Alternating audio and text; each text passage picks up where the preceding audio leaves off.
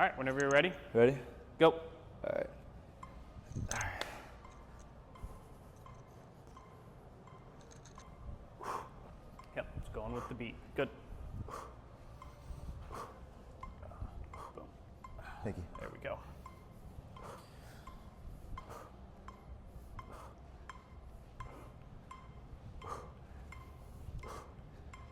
Down, up, down, up, down, up.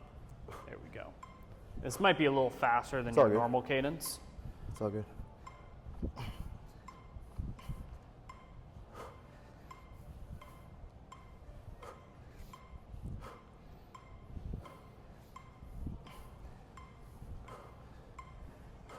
Is the motion okay though? Yeah, this is good. Okay. Solid. Good. Good. Nice little hip extension at the top there. Good. Okay. Good hip hinging. Ankles look solid. Thank you. Trying Knee to stay alignment looks focused on good. Whew. That's gotta Golly. burn. Man, this is just the warm up too. Jesus. That's how we do it, baby. Nice job. Thanks. So I'll tell you something that I tell a lot of my like elite power lifters and lifters and stuff too, is like, once you get into higher rep ranges, once you get into heavier weight, longer distances, increased mileage, all that stuff, our form starts to break down as we start to fatigue. Yeah. So it's normal to not, have every rep perfect or every single motion perfect. Because if you try to aim for that, we get a lot of energy expenditure. Okay. And so it can actually burden us in like the long run. Okay. So, but we want to practice at least some solid mechanics. And if we have some variation of that, like it's kind of like on a bell curve, like 80% of our movement we want excellent, 20% can be like iffy, and the other 20% can be like phenomenal. But as long as we operate within that, like we're gonna be really good. So even if like, you're going down, you're like, well, okay, that one was wobbly. Like that's good in a sense of like, okay, it was wobbly, we were able to correct it, and we continued going forward. Okay. Saying don't focus so much on it. Exactly, yeah. So like you don't have to have like, I have to have perfect running mechanics for 10 miles. Good luck. At some point you're gonna be like, oh my God, I'm tired. All right, ready for the other side? Yes, sir. 3, 2, 1, boom.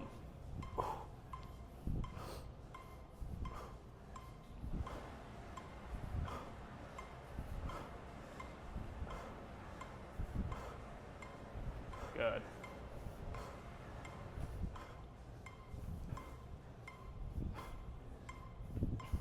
Nice, hip alignment looks good there. Solid.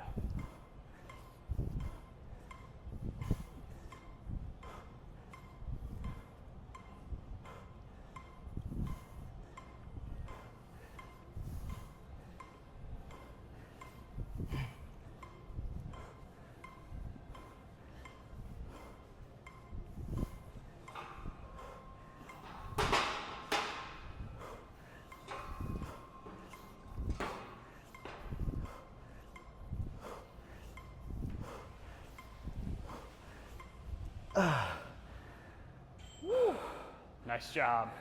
Lord. All right, we're gonna move on to the next exercise here. Let's do it. So the next one is single leg RDLs. Okay. Let me move the camera over here. No metronome, right? Yeah, no metronome. Done for that? Okay. Yeah, don't worry about the metronome for this next one. See, I need a cameraman that can just follow us. It'll be perfect.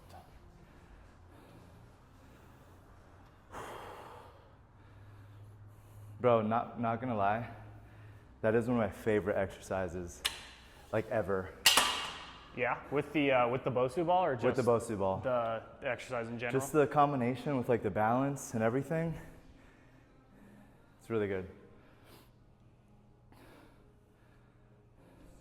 Hopefully that's a good angle. So we're gonna do a really, really interesting kind of technique. Okay. It's called offsetting.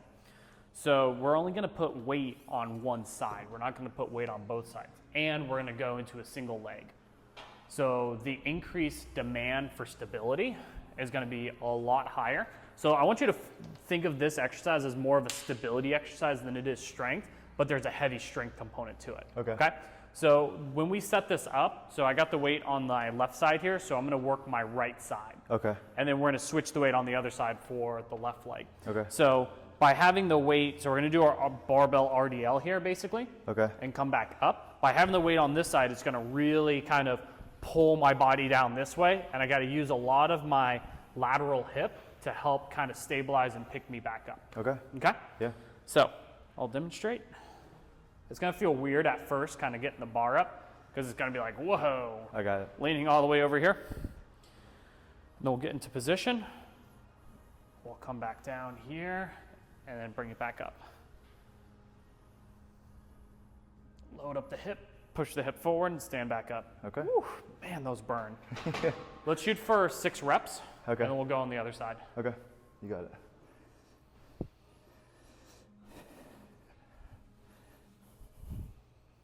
Are we getting on the turf or? It's up to you. Doesn't matter? Yeah, All right. doesn't matter. All right, ready? Yep. 6 reps. Good. Okay. Yeah, I definitely do feel that for sure. I'm gonna try to keep the Let me get it barbell kind of adjusted. nice and close to you as much as possible. Okay. This one, when we're offsetting, I don't really do that heavy weight. Okay. Maybe 15 pounds max with this. All right, perfect. Ready? Nice. Good. Nice. Good. Good. Nice. Good. Keeping those toes down. Yep. Looks good. Yep. 6. Yep. Good. Go ahead and rack it. And then we'll switch the weight on the other side. Okay.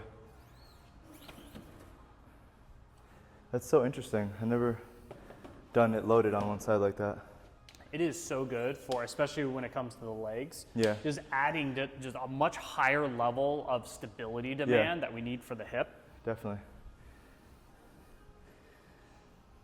Ready? Yep. 6 reps. All right, keep the bar close. It really highlights too any kind of muscle imbalances, which is nice. Okay. And push the hips forward. Good. Nice. Yeah, I probably wouldn't recommend doing this one with a metronome. Okay. Yeah. Because you kind of need some of that little bit more focus, a little bit more time to do the rep. Yep. Typically, I would do the metronome training with non-weighted objects or non-weighted exercises. Okay. Try to keep those toes down, really grip the ground. Okay. Nice. 6. Yeah, I really like that.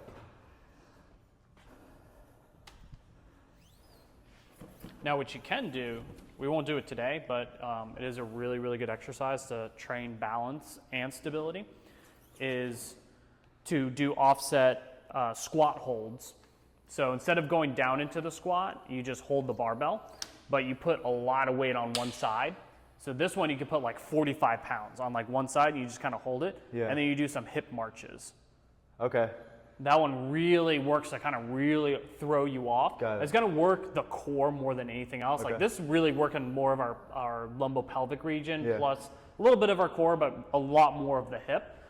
But doing like a squat, like a, not a squat hold, but you know, like in a position like you're going to squat, and then add like a 45 pound and just do some like marches. Okay. It's just crazy stability bet. of more of the upper core and more Yeah. of the torso. All right, awesome. All right, another 6. Yeah, let's do it. We'll do 2 more rounds. Okay.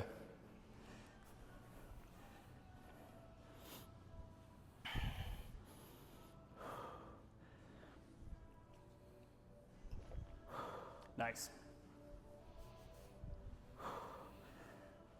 Feeling this in the hip and hamstring? Absolutely. Good.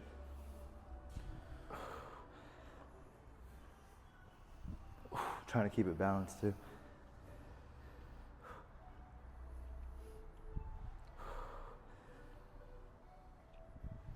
Okay, 6. Nice job. Thanks, bro. Easy peasy. Yeah, this gets exceedingly difficult the more weight you add. Yeah. I believe Like it. if I put a 25 pound on, it's like ridiculous. I'm sitting sideways at that point. It becomes just too much. Then you just start trying to overcompensate. it totally defeats the purpose of the exercise, I'm sure. Yeah. All right, let's go.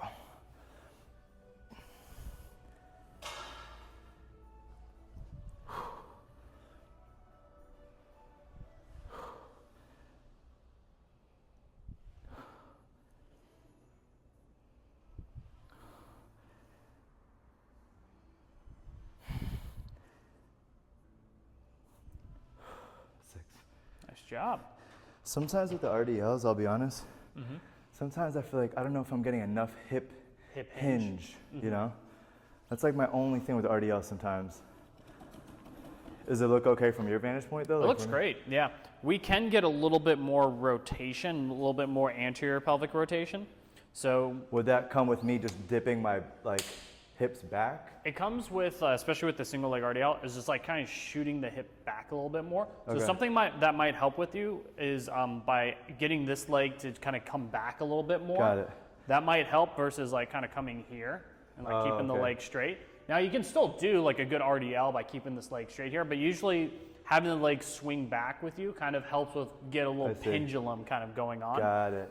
Okay. Yeah. I definitely got it now. Okay. So that might help with that. Okay. Yeah. Again? Yeah. All right. One more round. All right, I'm gonna do that on this one.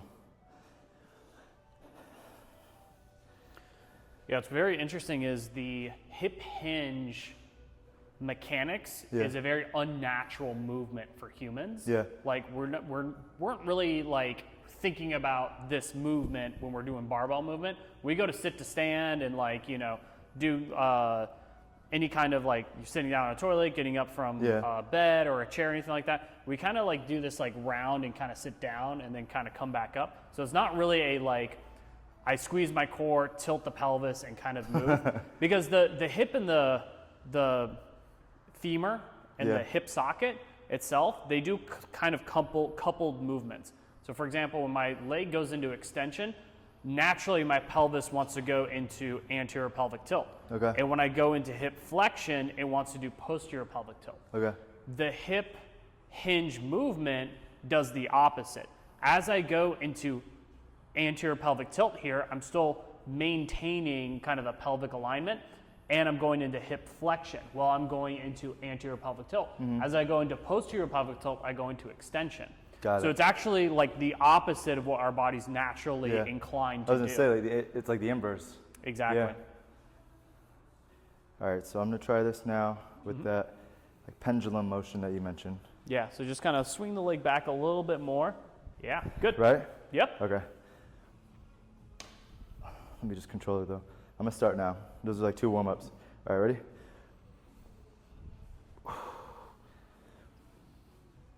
Good.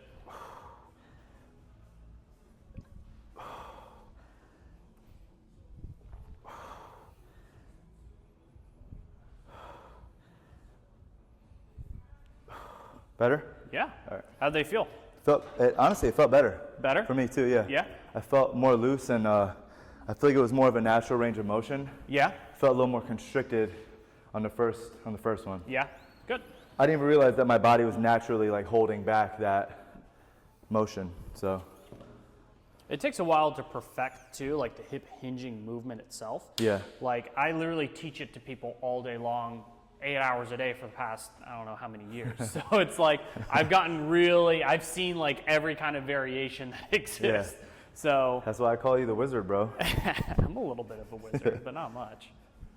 I know a thing or two. I've read a book or two, you know? All right, ready? Yeah. This one will be easier. My left is always stronger for some reason. So it's very interesting. You can be right hand dominant and left leg dominant. So you can have different dominance in your legs too. Yeah. Like, same thing for me is like my left leg I feel much more strong and stable on versus my right one. I feel like I have to like lean and maybe like shift a little bit more to kind of get some of the same stability. It's weird. It is weird. So for me, Nice job. Thanks. I'm right hand dominant, like I write with my right, but a lot of sports related activities, I'm stronger on my left. Yeah. Basketball, I prefer going on my left. Even like if I'm hitting the bag in like a boxing stance, I'm more of a southpaw stance, so it's just funny. Yeah. Well, the funny part is so am I, because my left side is so much faster than my right. Yeah, mine and that's too. because like, same thing like with golf. Like sometimes you want a little bit more looseness. You don't want tightness because that can slow you down. You want kind of nice and loose. Free. All right, let's open up the program that I sent you. Okay. So I'll show you real quick. Okay, do you think? So foot's going to be in the center here. Okay. And my leg's going to be up here. And I'm just going to go into the Bulgarian split squat and I'm going to hold. Okay. Okay. So this one we're really working on some ankle stability and then some isometric training here. Okay. You can even go a little bit higher if you need to. Okay. But let's try going all the way down first. Okay. Let's do a 30-second hold. Okay. I'm going to use your timer, okay? Go ahead. Actually, no, I got my timer here. I lied. You got it? Yep. Let's do 30-second hold on each side. Okay. Okay. Whenever you're ready. And we're just going to come down? Yep. Okay. And we're moving. Yep. And we're just holding it. Okay. Woo. Feel the tension and the contraction in the glutes there? I definitely do. Nice. It's perfect for ankle too, man. Can't forget about the ankles. Yeah.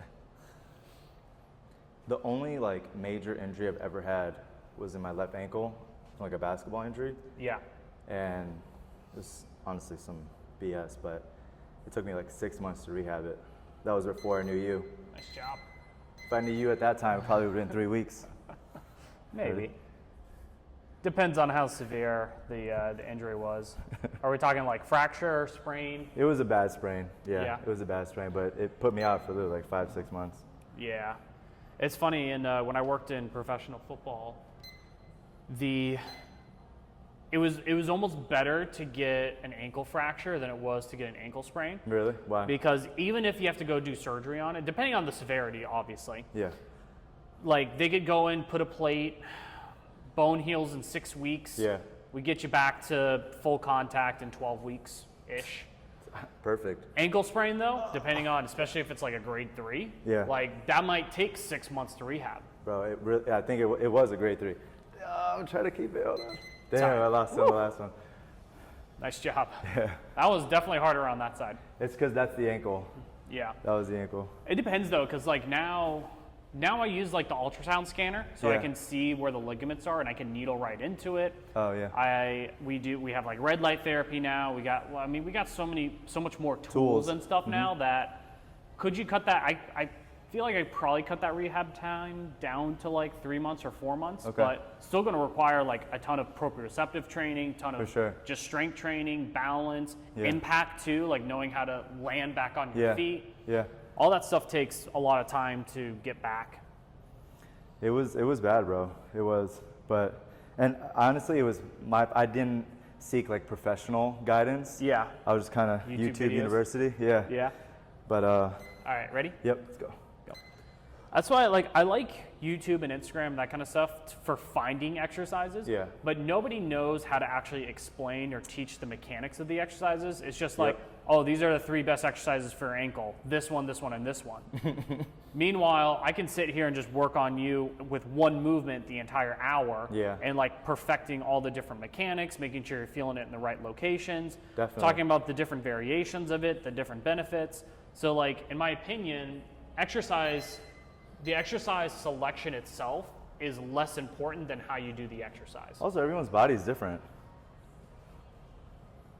Yeah, and people respond differently to different exercises. That's what I'm saying. All right, I got to make this one up for last time. So like, for example, when I'm trying to get someone to increase their motor recruitment pattern for their glutes, aka glute activation, which is a popular, thing that everyone likes to say, oh, glute, you got to activate. Yeah. Our whole body's already active, but it's to what degree is it active? Yep. Because you just standing right now, your glutes are active, everything's active. Mm-hmm.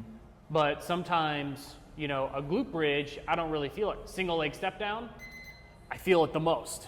So, okay, cool, let's encourage that single leg step down, and eventually let's talk about the hip thrust, let's talk about those different things and see if we can just get you to feel it. Because if you can't feel the glutes and just squeeze and activate under no load or no tension, if you go to load that up, you're not going to feel it at all. And it's probably not even going to work the area you want to work. Do you have a set exercise or set of exercises like your favorites? Like you pull those out of your bag? I have quite a few.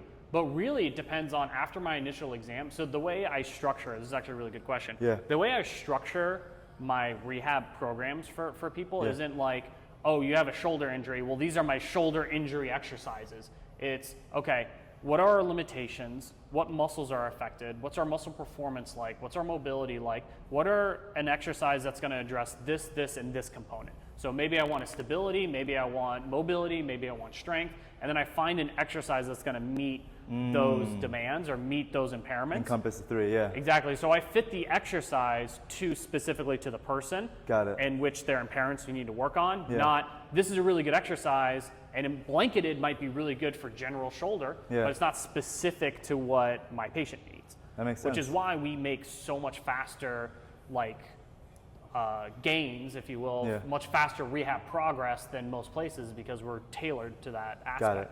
It's like getting a tailored suit versus like just getting something that fits, general Straight out population. the box, yeah. Exactly. Will it work? Sure. Will you look good? Probably not. No, you won't. I need to be tailored down to the T's, baby. Exactly. Ready? All right, one more round. Yep. All right, cool. Let's go. Go. All right. Woo. Got it. Starting off rocky. Yeah, no, we got to make it back though. Here it is. So to make this even harder, what we can do is we can add a med ball and do some med ball slams in the front. Okay. That way right in the we front. add some perturbations. That's what it's called, perturbations. Got it. Which is like, we're sitting here nice and focused. I can think, I can bounce, but as soon as I start throwing stuff at you, we start to get all over the place. Definitely. Exactly. Love that. Super important, for example, when we're running outside and we have change of terrain. Yep. That's that reaction. I just felt that up in Chicago. Yeah. Obviously here the terrain is flat always, but there, you have the hills, you have this, you have that. And that's something, You're going from concrete to grass to gravel to, Yeah, it is a lot. maybe sand, right? Yep. The beach over there. Ready? Yep. All right. Go.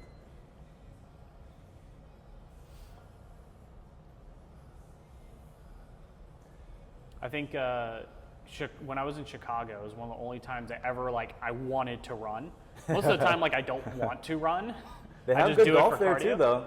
Yeah. Oh my gosh. They have good golf there. Oh, yeah, but it's all private. Yeah. A lot of it is not. I did go to one golf course that was up by Lincoln Park. That was. Okay. It was awesome because it was the city on one side and then Lake Michigan on the other. Nice job. Beautiful, bro. Yeah. And it was perfect. Nice little 9-hole course. Yeah. It's beautiful. How'd you shoot out there? That was back when I was not very good. So, not very good. But I'd like to go back. That was I started playing golf 2 years ago. So that was 2 years ago when I first started. I was like. I mean, I see you've been at it, bro. Probably a scratch golfer by now. I'm getting there. All right, so we had single leg, Bulgarian. We we skipped the Bulgarian. Now we got calf raises. Calf raises, okay. Okay. Doing on that platform again? Yeah, let's see. How much time do we got left? Okay, let's see. What do I want to do from here? Got you. Let's do a little hip mobility because we haven't really focused on that a whole lot. Okay. Let's skip the calf raises. Okay. Hip flexion on toes. Yeah, let's do a core and hip kind of variation. Plank, hip extension. So we're gonna do a plank. Okay.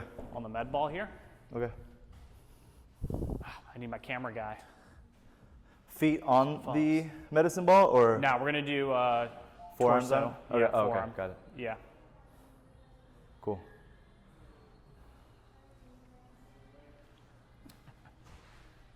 Back it up for the camera. Okay. So. All right, ready? So we're gonna do a forearm plank on here, and we're gonna do a hip extension. Okay. With flexion out to the side, back, and then down. Okay. So hip extension, flexion, back, down. Okay. Good luck. Let's shoot for 6 on each side. This one's tough. Okay. All right. I'm also a little sweaty, so I'll be slipping. All right, ready? Okay. If it's too much on the ball, we can go on the ground. Oh, we're good. Yeah. All right, so. So we want to focus, just pure hip extension there. Good. And then bring the knee, try to tuck it in. Yep. Then bring it back out and then down. Good. So now we're working a little bit of hip mobility. Okay. Lots of stability. Okay. Ready? Yep. Let's alternate after this. Oh, okay. Yeah, Sorry, that's all right. I got you. So. Good. Am I coming up enough or no? No, that's good. Yeah, that's good. Nice. Oh, damn. This is tough. Yeah, I got it though. Just gotta get the rhythm down. Good. We also move to the rubber if we keep sliding with our feet. Man. Don't want you to have any excuses. No, never.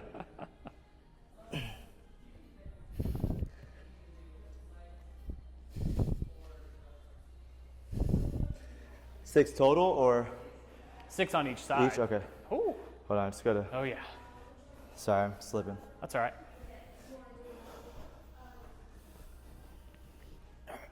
So yeah, a lot of the exercises that we did today were exercises in the notes, in the app, in the program. Yep.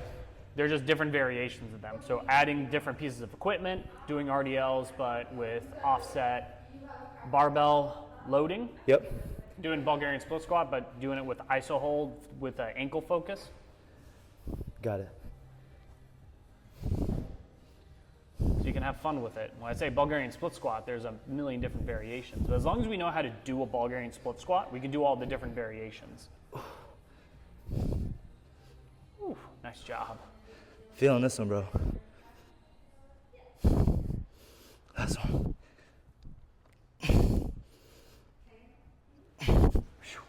Oh, yeah. Good work. That was awesome. Felt awesome too. Man, we got 2 more sets of that. This is what I love about like our training sessions. Mm-hmm. Obviously, you know, I'm always training, I'm always running, but it's the little things like this. I'm sweating right now, bro. You know, and I'm definitely feeling it. Yeah. I mean, all of it's too very hyper-focused and specific on stuff that we found in our initial evaluation of like stuff that we could work on, as well as just improving our overall running performance. Well, that and what I'm saying that because it's just that much more effective.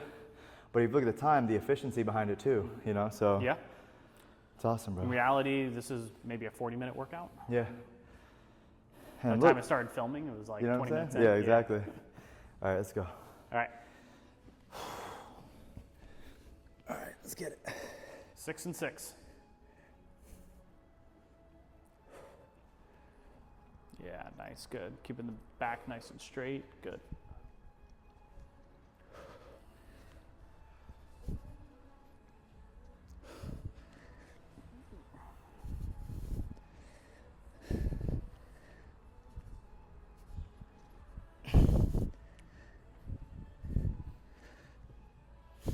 This is also working a lot of hip flexor here too. I feel it. Yeah.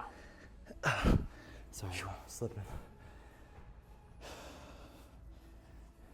All right.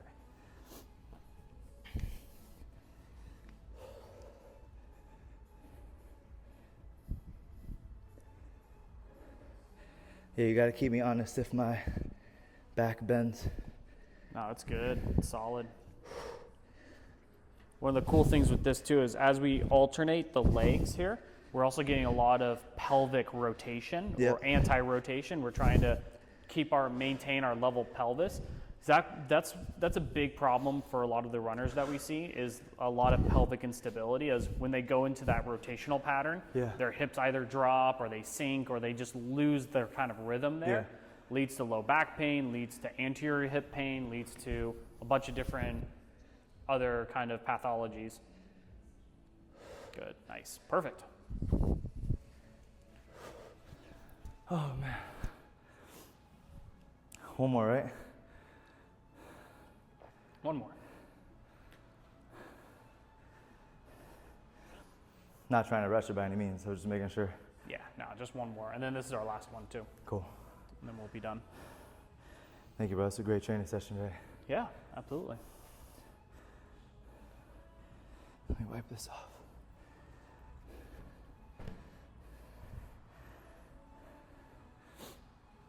So do you train in here too, like after hours? Sometimes. Yeah, I mean, you got everything you need. Kind of, almost everything. We're still waiting on a bunch more equipment. Okay. Yeah, like I remember this side's gonna get all filled up. Yeah, this side's gonna get all filled up. I've got a deadlifting platform that we're gonna have come in. Okay. Another squat rack. I've got more med balls I gotta order, yoga balls, dumbbells, kettlebells. Yeah, what's nice too is what I'm really waiting for is why I want to get more squat racks in here is jammers. But these it's this company that they make jammers where you can stop it at like any level, and they go in and out. So you can have them go in or have them come out. And the reason why I like that is it basically mimics every single upper extremity loading machine that exists. Got it. So like you can set up a bench here, and you can do overhead pressing.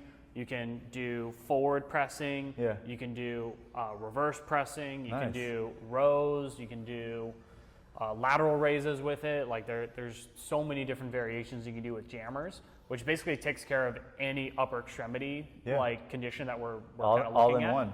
The harder ones are like the legs. Okay. Like there's only so many things we can do for legs here that like patients can kind of tolerate. Having a leg press machine, leg curl, angled leg press machine, leg extension machine, like those are all like very like, okay, we can sit down, isolate, put the weight on very, very light and progressively load people.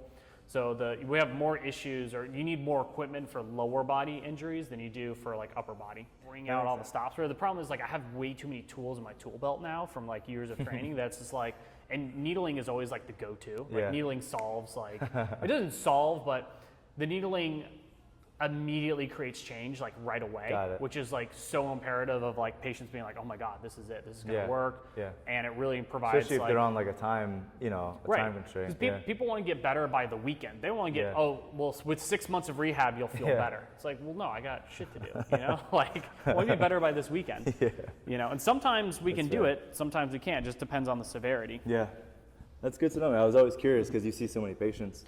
The issue is we're so specialized in what we do to barbell, golf, and running that those are the type of patients that we see. So we see everything. Now, the complexity can be like I'm working with someone that's got, ankle pain, and through the examination we found a lot of stuff going on in the hip, a lot of stuff going on in the knee, a lot of stuff going on in the back, a lot of stuff going on with the neck. So it's like we have to kind of address all these multiple areas, which that makes the rehab really, really slow, is when we got all of these different areas that we're trying to tackle, because they're all connected sometimes, especially when someone has like knee pain. It's usually an ankle and a hip problem. But if we got a shoulder in there too, it's like, well, we have to address all these different things. And sometimes too, like for example, if I'm working with a knee patient and they want to squat and their squat is horrendous and we have to like kind of build it up from the bottom, it might take me a few sessions just to teach someone how to squat, like the mechanics correctly.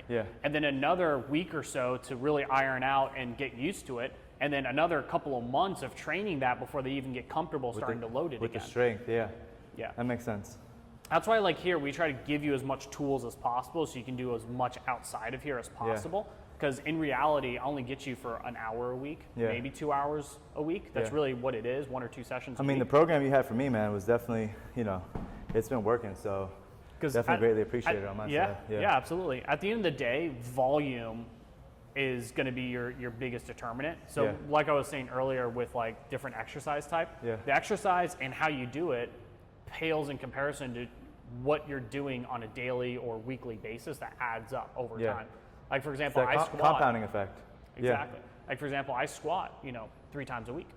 Okay. I do, 3 to 4 sets of, 5 to 8 reps. Every week, so times 52 weeks, I'm doing 10,000 reps a year. Versus the guy that trains legs once every 2 weeks. Who do you think, whoever has more volume is just gonna win? Always. Like even if my form sucks, and I can't lift that much weight, 10,000 reps, I'm pushing way more weight, I'm getting way more practice, I'm starting to perfect. Exactly. So, it's always a volume game. Whoever gets the most volume in wins. Hey man, that's why you're the best, bro. Trying to tell them. Appreciate it. Appreciate you, brother. Seriously. Yeah, you're welcome. Great session, bro. Absolutely. All right.